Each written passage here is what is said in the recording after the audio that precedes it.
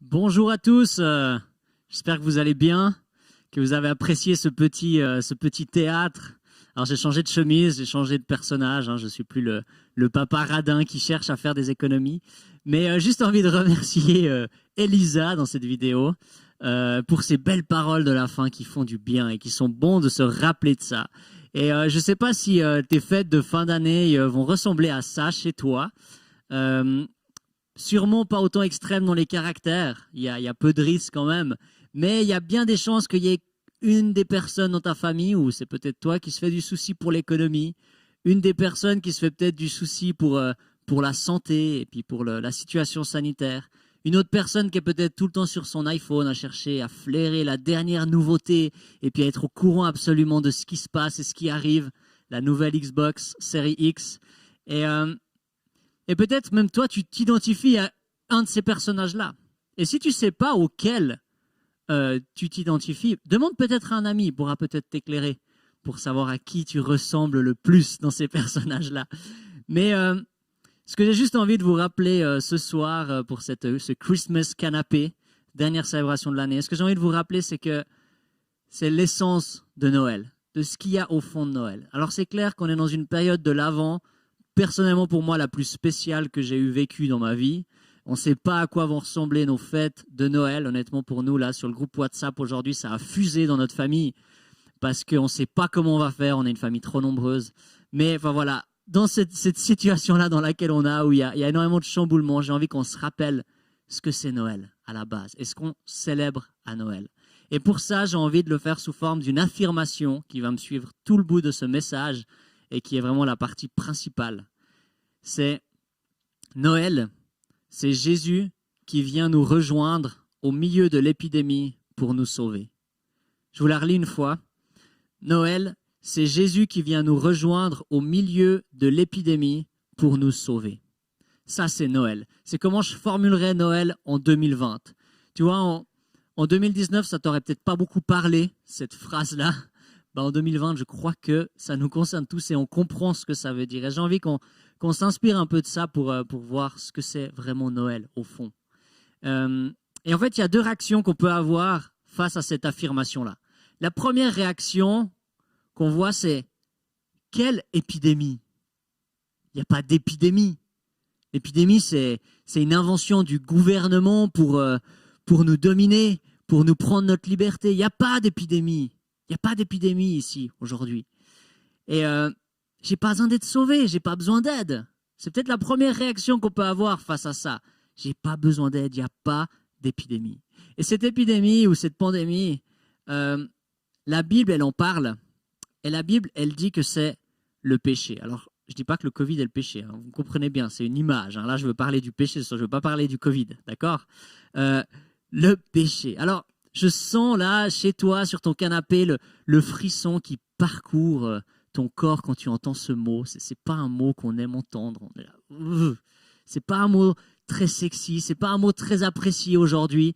Il a une connotation moraliste, négative, tout ce que tu veux. Et je sais qu'en disant ce mot, peut-être tu as déjà quitté YouTube en ce moment.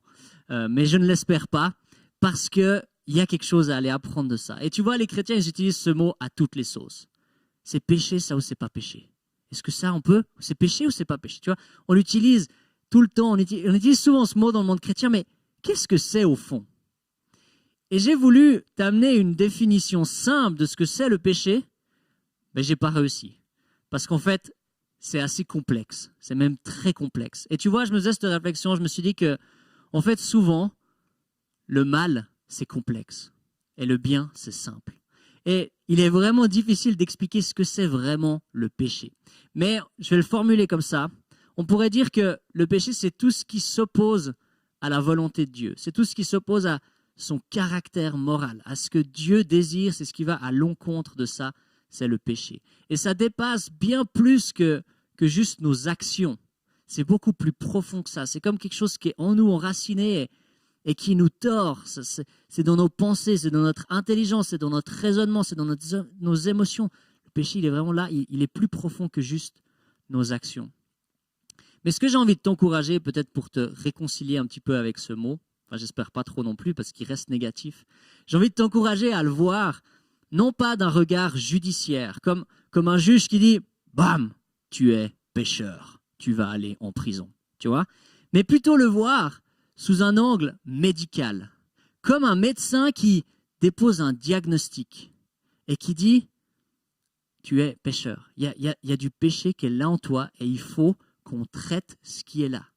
Alors tu vois, dans les deux cas, ça reste quelque chose de négatif, que ce soit une maladie ou une décision judiciaire, ça reste quelque chose de négatif.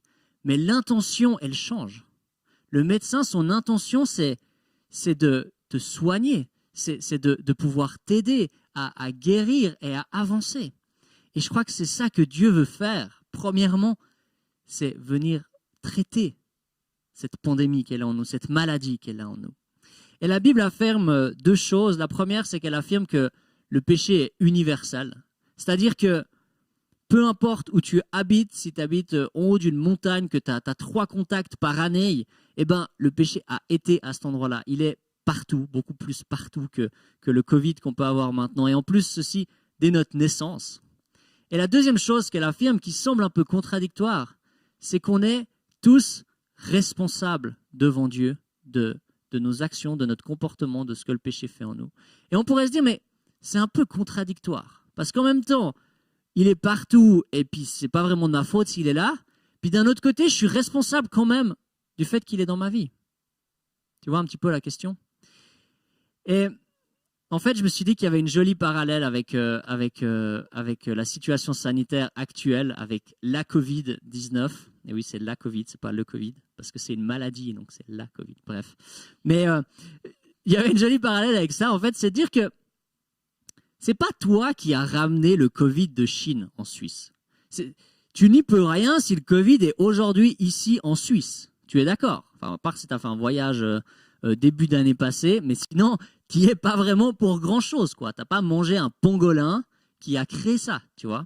Tu subis ce que un Chinois a fait à Wuhan. Enfin, il y a peut-être d'autres théories, mais bref, je ne vais pas partir là-dedans, ce n'est pas le sujet de mon message. Mais tu n'es pas responsable de ça. Et c'est universel, c'est partout, c'est là, tu ne peux rien y faire.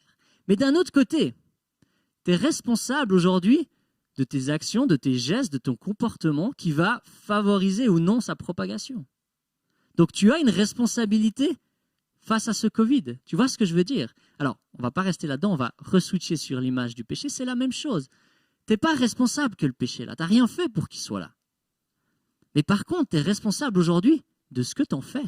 Et de si tu le propages autour de toi, en fait. Si tu favorises sa propagation autour de toi. Et tu vois, c'est drôle parce qu'on entend souvent dire pourquoi il y a des guerres dans le monde, pourquoi il y a de la haine, il y a des disputes, il y a de la jalousie, pourquoi il y a toutes ces choses-là. Et en même temps, ce qui est drôle, c'est que partout où je vais, il y a ces choses-là qui me suivent, en fait. Dans ma famille, bien que je suis pasteur et que je lis régulièrement ma Bible et que je prie, dans ma famille, il y a des disputes, il y a de la colère, il y a de la jalousie, il y a ça qui est dans ma famille, tu vois ce que je veux dire? Et on est responsable de ce qu'on en fait. Est-ce qu'on participe ou pas à sa propagation, tu vois? Et l'être humain, en fait, il a essayé de diminuer la courbe de propagation du péché, tu vois. Il a mis des choses en place, des systèmes politiques. La science, on s'est dit, la science, elle va régler ce problème-là. Les lois, les organismes, les courants philosophiques et religieux, toutes ces choses-là, on espérait qu'elle allait diminuer cette satanée courbe, mais en fait, on voit qu'il n'y a rien qui fait diminuer cette courbe-là. Il n'y a rien qui fait diminuer cette courbe-là. Et mon but maintenant, avant d'arriver au prochain point, c'est pas de te perdre dans cette théorie par rapport au péché, mais simplement te dire que je crois là, si tu es assis sur ton canapé, la tête froide, si tu réfléchis un peu à ta vie, à les personnes qui sont autour de toi, il ne faut pas avoir fait un doctorat pour réaliser qu'il y a quand même quelque chose qui cloche. Il y a quand même quelque chose qui cloche dans notre comportement, dans nos attitudes, dans nos pensées, dans qui on est. Pas toujours, mais il y a quand même quelque chose qui tourne pas rond. Et ça, c'est ce que la Bible appelle le péché. Et maintenant que j'espère que tu es convaincu qu'il y a une pandémie mondiale, j'ai envie de me mener à ma deuxième question. Et qui est la plus importante? J'espère que tu es resté avec moi jusqu'à maintenant parce que ça valait la peine. Ce deuxième point, c'est comment est-ce que Jésus nous sauve? Comment est-ce que Jésus nous sauve de cette pandémie. Et c'est là où Noël, ça devient vraiment cool. C'est là où Noël devient complètement fou. C'est pas pour les films kitsch de Noël. On en a regardé un cette semaine avec ma femme. C'est tellement drôle, ces films kitsch de Noël. C'est pas pour la bonne bouffe, même si c'est des choses qui sont drôles. Mais ce qui est vraiment incroyable à Noël, c'est que c'est Jésus, c'est le Dieu tout-puissant, le Dieu créateur de l'univers, le Dieu qui a tout façonné, qui a tout créé, qui vient nous rencontrer, qui vient comme un bébé nous rencontrer sur cette terre. Il nous rejoint dans notre pandémie dans laquelle on est actuellement. Et pourquoi il fait ça? C'est sûr, sa motivation, c'est pour nous sauver, c'est pour nous guérir de cette maladie, c'est pour nous donner un remède et une solution à ce problème qui est là. C'est pour ça que Jésus y vient. Alors pourquoi est-ce qu'il doit venir en tant qu'homme, mourir sur une croix, etc. Je ne vais pas me lancer là-dedans parce que c'est très très complexe. Mais ce qui est sûr, c'est que Jésus il vient pour te guérir. Et moi, ce que j'ai envie de te proposer, comme pour le péché de le voir d'un regard médical, comme pour Jésus aussi, j'ai envie de te proposer de le voir comme un médecin. De voir Jésus comme un médecin et non comme un juge qui vient juger en venant sur terre, mais qui vient pour guérir premièrement. Ce qu'il préfère, c'est venir te guérir plutôt que de te juger. Et en fait, on peut imaginer, Noël, c'est un médecin qui vit dans un pays confortable, dans un pays sûr, avec une bonne situation. Il est bien, tu vois. Il vit dans ce pays-là et il décide d'un jour de prendre l'avion et puis d'aller dans un pays où il y a peut-être la guerre civile, où il y a des maladies qui traînent, où il y a des risques pour sa vie et pour qui il est. Et il décide de prendre l'avion pour aller là-bas, pour aller sauver des personnes qui sont là-bas. Et le message de Noël, c'est ça. C'est Jésus qui prend l'avion, qui prend Air Marie. Pardon, elle n'est pas très drôle celle-là. Qui prend Air Marie pour nous rejoindre sur Terre en tant que bébé, pour nous rencontrer et puis pour venir nous sauver. Il quitte tout son confort, il quitte toute cette splendeur qu'il avait pour devenir un petit bébé, ça c'est le message de Noël, pour venir nous sauver. Et c'est tellement beau de voir ça. Parce qu'un médecin qui fait ça, il passerait dans la une des journaux, il serait loué comme un héros pour tout le monde. Mais c'est ce que Jésus fait. Et dans une mesure encore tellement plus grande, c'est qu'il décide de nous rejoindre là où on est. Alors Noël, c'est Jésus qui vient nous rejoindre au milieu de l'épidémie pour nous sauver. C'est ça le message de Noël.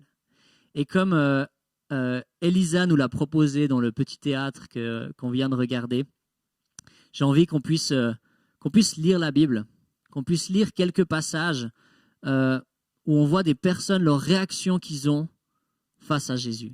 Et on va juste lire ces passages, je vais peut-être dire 2-3 commentaires, mais juste se laisser toucher par ces paroles qui sont là. Matthieu 1, verset 21. Elle mettra au monde un fils, elle lui donnera le nom de Jésus, car c'est lui qui sauvera son peuple de ses péchés. On voit ce mot, sauver et péché. C'est l'intention de Jésus quand il vient, c'est de nous sauver de nos péchés. Siméon qui s'exclame quand il voit Jésus, « Car mes yeux ont vu ton salut. » Salut, c'est le fait d'être sauvé du péché et d'obtenir la vie éternelle. C'est ça le salut. Un peu plus loin, Anne la prophétesse qui dit aussi en voyant Jésus, arrivée elle aussi à la même heure, elle disait publiquement sa reconnaissance envers Dieu et parlait de Jésus à tous ceux qui attendaient la délivrance à Jérusalem.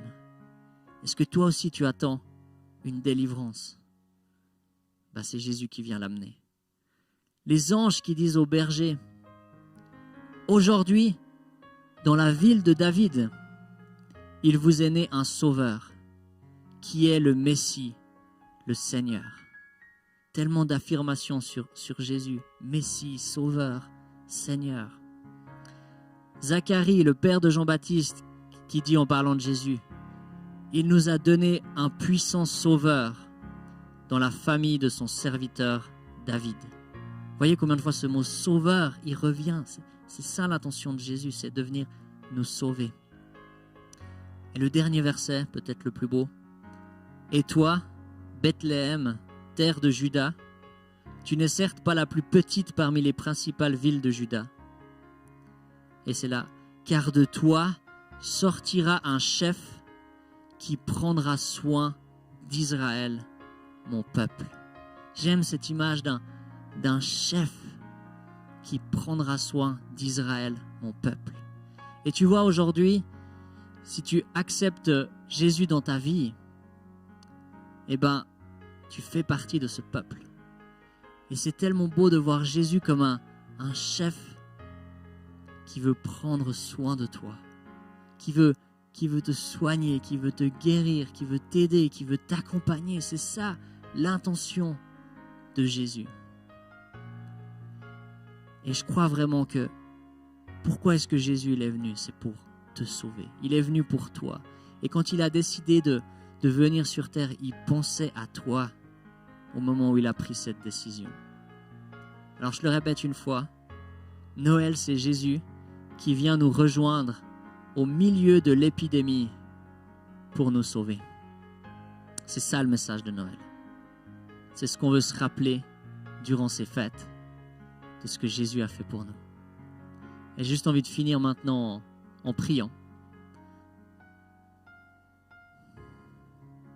Ouais, Jésus, je veux te remercier parce que tu as quitté ta sécurité, tu as quitté ton confort, tu as quitté ta gloire et ton titre de Dieu pour venir nous rejoindre sur terre. Tu t'es humilié au plus haut point pour venir nous sauver. Merci pour ce que tu as fait pour nous. Et je veux te prier maintenant pour chaque personne qui nous regarde ou qui nous écoute, peu importe là où il est. Je veux te prier pour ces personnes-là, Seigneur. Je veux te prier que tu puisses leur permettre de prendre conscience de ce que tu as fait pour nous, de ce que représente le message de Noël en fond, qui est tellement encore plus beau que toutes les paillettes qu'on rajoute dessus.